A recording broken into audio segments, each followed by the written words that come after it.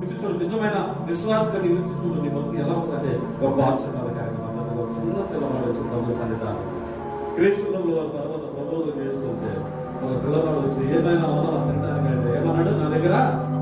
5 రొట్టెలు ఒకరికి సరిపోయే ఆహారాన్ని దేవుడు నియమించిన ఎంతమందికి ఆహారం కాబట్టి 5,000 మంది.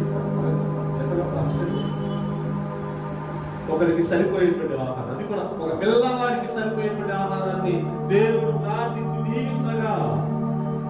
ఆయన సన్నిధానంలో యథార్థంగా ఒక బాలుని తీసుకొచ్చి అర్పించగా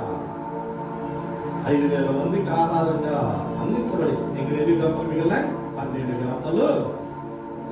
మన దేవునితో ఒక సన్నిహిత సంబంధాన్ని యథార్థ స్థితిలో దానంతో కాదు దాని ఉండడం వల్ల మన గొప్ప వాళ్ళకి కాలేదు.